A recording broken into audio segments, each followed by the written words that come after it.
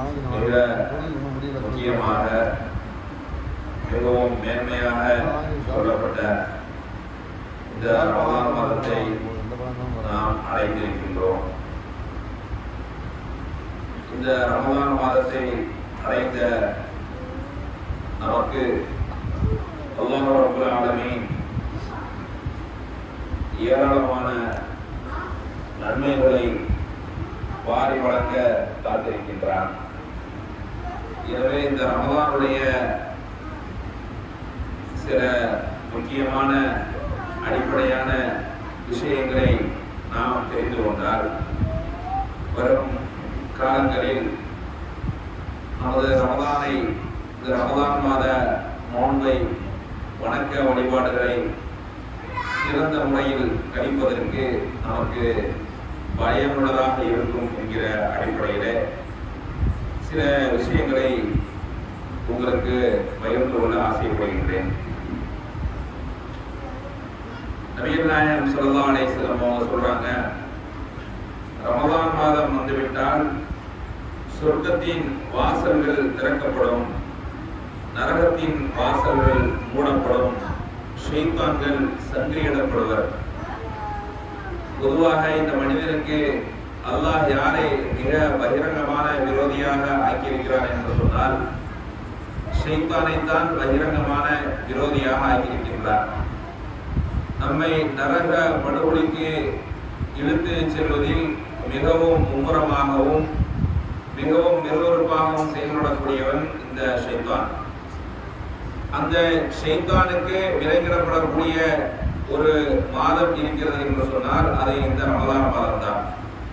எதற்காக வேண்டி அந்த ஷைத்தானுக்கு அல்லாஹ் விலகிடுகிறார் என்று சொன்னால் நம் மீது இறக்கப்பட்டு நம் மீது அருள் புரிந்ததன் காரணமாக இவன் இந்த மாதமாவது திருந்தி விடுகின்றானா, இவன் இந்த மாதத்திலாவது என்னை நோக்கி வந்துவிட மாட்டானா, இவன் வருடம் ஃபுல்லா எப்படியோ வாழ்ந்து விட்டான், இந்த மாதத்திலாவது அவன் தன்னை மாற்றிக்கொள்ள மாட்டானா என்பதற்காக வேண்டி ஒரு வாய்ப்பை அல்லாஹ் நமக்கு வழங்குகின்றான். அதுதான் இந்த நோன்புடைய நோக்கமாக இருக்கின்றது. இப்போ ஒவ்வொரு வருடமும் புது வருடம் என்று வருகின்றது. ஹேப்பி நியூ இயர் என்று இந்த உலகத்திலே பொதுவாக ஆங்கில புத்தாண்டை என்ன செய்வாங்க, செலிப்ரேட் பண்ணுவாங்க. அப்படி செலிப்ரேட் பண்ணக்கூடிய அந்த இரவில் நாம் பார்த்தோம் என்று சொன்னால் நிறைய பேர் மெசேஜ் எப்படி போடுவாங்கன்னு சொன்னாங்கன்னா, நாளிலிருந்து நான் ஒரு புதிய பழக்கத்தை எடுக்க போகின்றேன், நாளிலிருந்து நான் என்னென்ன தீய காரியங்கள் எல்லாம் விட போகின்றேன், புதிய வருடத்தை நான் இப்படி ஆரம்பிக்க போகின்றேன், இப்படின்னு ஒவ்வொருத்தரும் ஒரு ஒரு உறுதிமொழி எடுப்பாங்க, நைட்டு எடுப்பாங்க. ஆனால் அடுத்த நாள் அதிகாலையில் என்ன செஞ்சிருவாங்க, அந்த உறுதிமொழி தாங்காது. காலையில எந்திரிச்சு வந்து என்ன செய்வாங்க, முந்தின நாள் என்ன உறுதிமொழி எடுத்தார்களோ, உதாரணத்திற்கு மது குடிக்கக்கூடிய ஒரு நபர் புது வருடத்திலிருந்து நான் மது குடிக்கவே மாட்டேன் என்று உறுதிமொழி எடுத்திருப்பார், இன்னைக்கு தான் கடைசி அப்படின்னு. ஆனால் அடுத்த நாள் 1ஆம் தேதி என்ன செய்வாரு, திரும்பவும் மதுபானத்தின் பக்கம் செல்லக்கூடியவராக இருப்பார். ஏன் அவரால் அந்த பழக்கத்தை கட்டுப்படுத்த முடியவில்லை என்று சொன்னால், இயற்கையாக மனிதனுடைய உடல் மனிதனுடைய மனம் என்பது சைக்காலஜிக்கலாக சில மாற்றங்கள் நிகழ்ந்தால்தான் அவனுக்கு அது போன்ற ஒரு கெட்ட பழக்கங்களிலிருந்து அவனால் மீள முடியும். அதற்குத்தான் அல்லாஹ் ரப்பல் ஆலமீன் நமக்கு இந்த நோன்பை எப்படி கடமையாக இருக்கிறார் என்று சொன்னால், அவன் விரும்பி இருந்தால் நாடி இருந்தால் வெறுமனே நீங்கள் இரவு தொழுகை மட்டும் தொழுது கொள்ளுங்கள் என்று சொல்லியிருக்கிறார். வெறுமனே நீங்கள் இரவு தொழுகையை தொழுது கொள்ளுங்கள், எக்ஸ்ட்ராவாக ஒரு நாளைக்கு நீங்கள் 50 ரக்காத்துகள் தொழுது கொள்ளுங்கள் இப்படின்னு அல்லாஹ் ரப்பல் ஆலமீன் கடமையாக இருக்கிறார். ஆனால் காலை சஹர் நேரத்திலிருந்து சூரியன் உதிப்பதற்கு முன்பிலிருந்து நாம் நமது சில புலன்களை கட்டுப்படுத்தி இருக்கக்கூடியதற்கு ஒரு பயிற்சி அல்லாஹ் நமக்கு அளிக்கின்றார். உண்ண உணவிற்கும் நாம் எடுத்து சாப்பிட முடியாது. நமக்கு அனைத்து விதமான தீமையான காரியங்கள் செய்வதற்கான வாய்ப்புகள் இருக்கும், அதை நம்மால் செய்ய முடியாது. ரமலான் அல்லாத மாதத்தில் ஒரு மனிதர் எந்தெந்த பாவங்களை எல்லாம் சர்வசாதாரணமாக செய்து கொண்டிருந்தாரோ அதை நோன்பு வைத்த நிலைமையில் இருந்து கொண்டு அவன் செய்வதற்கு கொஞ்சம் யோசிப்பான். நம்ம நோன்பா இருக்கிறவன் நோன்பு வைத்துக் கொண்டு இப்படியான காரியங்களை செய்யலாமா, நோன்பு வைத்துக் கொண்டு நோன்பு இல்லாத காலத்தில் நம்ம என்ன செஞ்சோம், சினிமா பாடல்களை கேட்டோம், ஆடினோம், பாடினோம், ரசித்தோம், சினிமா படங்களை எல்லாம் பார்த்தோம், நாடகங்களை எல்லாம் பார்த்தோம், எவ்வளவோ பிறர்களை பற்றி புறம் பேசினோம், பொய்களை பேசினோம், அவதூறுகளை பேசினோம். இந்த நாவுகளை வைத்து எக்கச்சக்கமான நன்மைகளை நாங்கள் செஞ்சு முடிச்சோம். ஆனால் நோன்பு வந்துருச்சு, நம்ம வாயில நோன்பு இருக்குது, இனிமேல் நம்ம என்ன செய்யக்கூடாது, அடுத்தவரை பற்றி புறம் பேசக்கூடாது, சினிமா பாடல்களை கேட்கக்கூடாது, சினிமாக்களை பார்க்கக்கூடாது, நாடகங்களை பார்க்கக்கூடாது, அல்லாஹ் நமக்கு வழங்கி இருக்கக்கூடிய இந்த நேரங்களை வீணடிக்க கூடாது. அப்படிங்கிற ஒரு நிலைக்கு ஒரு மனிதன் வரும்போது இயற்கையாக மறுமை சிந்தனை அவனுக்கு மேலும் இருக்கிறது. மறுமை சிந்தனை மேலோங்குவதன் காரணமாக அவன் ஒரு புதிய மனிதனாக மாறுவதற்கு, தனது பாவங்களை எல்லாம் மன்னித்து அல்லாஹ் ரப்பல் ஆலமீன் அந்த மனிதனை புதிய மனிதனாக மாற்றுவதற்கு இந்த மாதம் நமக்கு மிகவும் ஒரு பயனுள்ள மாதமாக அல்லாஹ் ஆக்கியிருக்கின்றார். எனவேதான் பாருங்கள், அல்லாஹ் ரப்பல் ஆலமீன் இந்த ரமலானை அடைந்தவர்கள் அதை எப்படி இந்த ரமலானை நாம் பயன்படுத்த வேண்டும் என்று சொன்னால், சும்மா ஏதோ ரமலான் மாசம் வந்துருச்சு, எல்லாரும் நோன்பு வைக்கிறாங்க, அதனால நாமளும் நோன்பு வைப்போம், எல்லாரும் தொழுக போறாங்க, அதனால நாமளும் தொழுக போவோம், இப்படின்னு யாராவது ஒருவர் அமல் செய்தால் அவருக்கு கூலி கிடையாதான். எப்படி எல்லாரும் நோன்பு வைக்கிறாங்க, ஏப்பா நீ நோன்பு வைக்கிற, என்ன ஊரோட நோன்பு வைக்கிறாங்க, நம்ம நோன்பு வைக்காம இருந்தா நல்லா இருக்குமா, அதனால நோன்பு வைக்கிறாங்க அப்படின்னு ஒரு மனிதர் சொன்னார் அப்படின்னா அது என்னவா இருக்காது, அதுக்கு கூலி கிடைக்காது. என்னப்பா தொழுக வர மாட்டேன், இரவு தொழுகையெல்லாம் தொழுகிற அப்படின்னா, ஆமா எல்லாரும் இரவு தொழுக போறாங்க, நாம ஏன் சும்மா இருக்கிறோம், நம்மளும் மன்னிச்சு போறேன் அப்படின்னு சொல்லி போனார் அப்படின்னா அவருக்கு நன்மை கிடையாது. மாறாக இந்த ரமலானை ஒருவர் எப்படி எண்ணி தொழுக வேண்டும், எண்ணி நோன்பு நோக்க வேண்டும் என்று சொன்னால், நபிகள் நாயகம் ஸல்லல்லாஹு அலைஹி வஸல்லம் சொல்றாங்க, மன் ஸாம ரமலான ஈமானன் வ இஹ்திசாபன் உஃபிர லஹு மா தகத்தம மின் தம்பிஹி.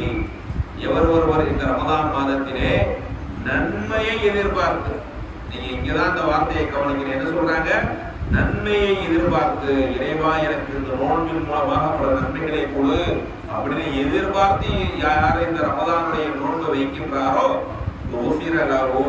அவரது பாவங்கள் எல்லாம் மன்னிக்கப்பட்டுவிடும். எந்த பாவம், மாத்த கத்தம மின் தம்பிஹி, இந்த நோம்பிலுக்கு முன்னாடி அவர் என்னென்ன பாவம் எல்லாம் செஞ்சாரோ அம்புட்டு பாவத்தை எல்லாம் முடிச்சிருவோம்.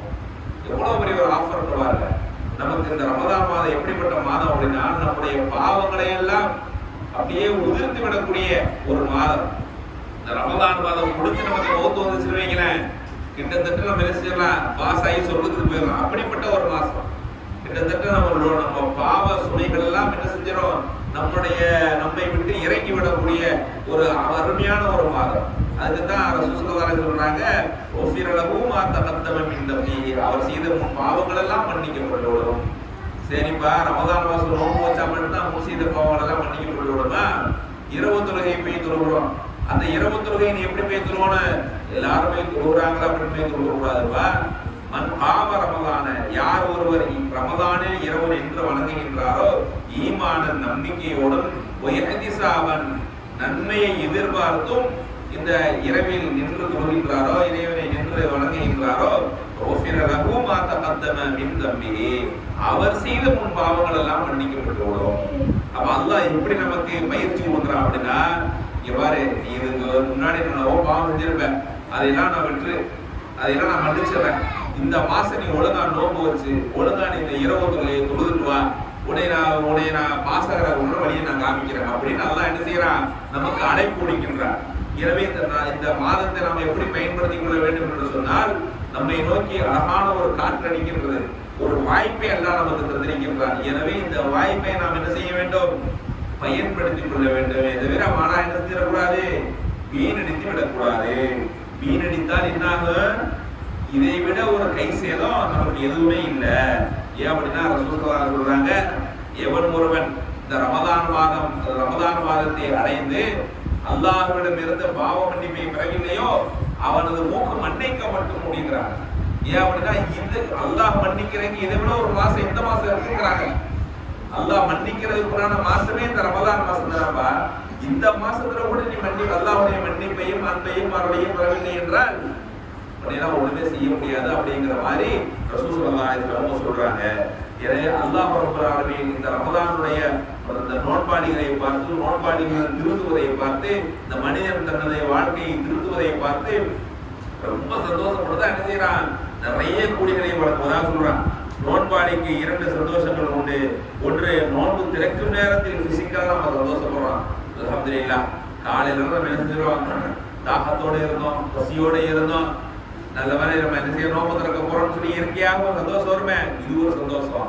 நாளை மறுமையிலே அல்லாஹ்வை சந்திக்கும் போது அவனுக்கு நமக்கு கூலி வழங்குவானே, அந்த கூலியை பார்த்து நம்ம என்ன செய்ய போறோம், அதிகமான சந்தோஷம். எனவே இன்ஷா அல்லாஹ் இந்த ரமலானுடைய மாதத்தை நாம் சரியான முறையில் பயன்படுத்திக் கொண்டு அல்லாஹ்வுடைய அன்பையும் அருளையும் பெற்று வாழக்கூடிய நன்மக்களாக வல்லரஹ்மான் அனைவரையும் ஆக்கி அருள வேண்டும் என்று கூறி இந்த சிறிய உரையை நிறைவு செய்கின்றோம். வாஹிரு தஅவானா அல்ஹம்துலில்லாஹி ரப்பில் ஆலமீன். அஸ்ஸலாமு அலைக்கும் வரஹ்மத்துல்லாஹி வபரகாத்துஹு.